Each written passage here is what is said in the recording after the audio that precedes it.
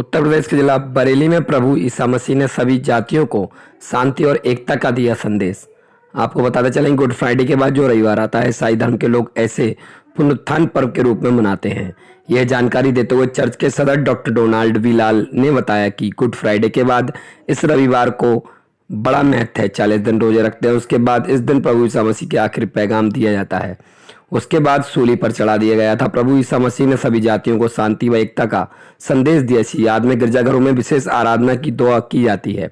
प्रभु ईसा मसीह ने पूरे विश्व को शांति व एकता का संदेश दिया, अपने प्राणों की बलि दी। हमेशा इस धर्म के लोग घर घर जाकर प्रभु को संदेश देते हैं, प्रार्थना सभा में करते हैं, प्रभु के बताए रास्ते पर चलने की सलाह देते हैं।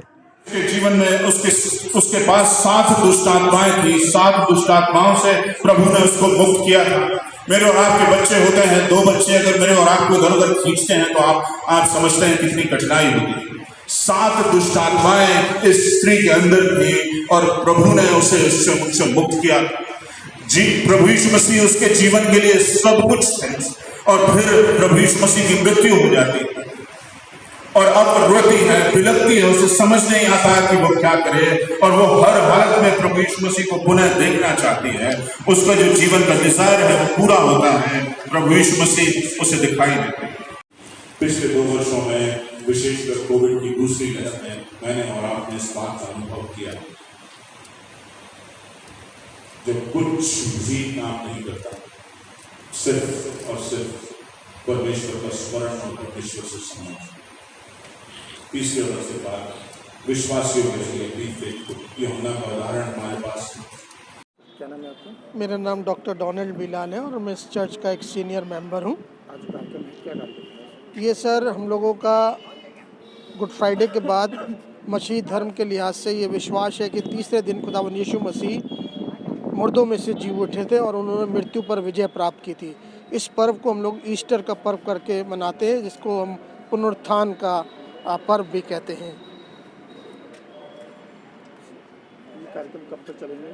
ये आज आखिरी हमारी ये सभा है और पूरे 40 दिन के प्रभु यीशु मसीह के जीवन काल में अंतिम दिनों में उन्होंने उपवास रखा था। चर्च के प्रोग्राम के अनुसार हम लोग 40 दिनों तक घरों घर में प्रचार करते हैं, प्रार्थना सभाएं होती हैं।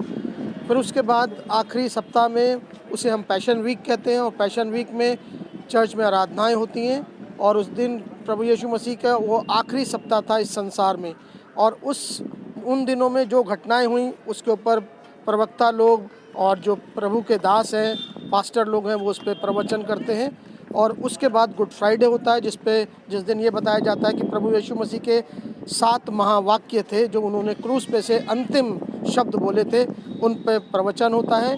और आज का दिन, उस दिन जो मृत्यु हुई थी, आज मृत्यु पर उन्होंने विजय प्राप्त की और आज हम उसको पुनरुत्थान के रूप में मनाते हैं। संसार में कोई ऐसा व्यक्ति नहीं है जो मृत्यु पर जिसने विजय प्राप्त की हो और जो कभी भी मौत के बाद कभी जीवित हुआ हो। मसीह धर्म के लिहाज से ये विश्वास है कि हमारे खुदावंद यीशु मसीह ने सलीब पर पूरे संसार के पापों को उठाया था और उन्होंने मानव जाति के लिए अपने प्राण की आहुति दी थी और वो स्वैच्छिक बलिदान था और आज वो हम लोगों के लिए पुनर्जीवित हुए हैं ताकि हम सभी मसीहों का और जितने लोग उस पर विश्वास करते हैं उनका उद्धार हो सके।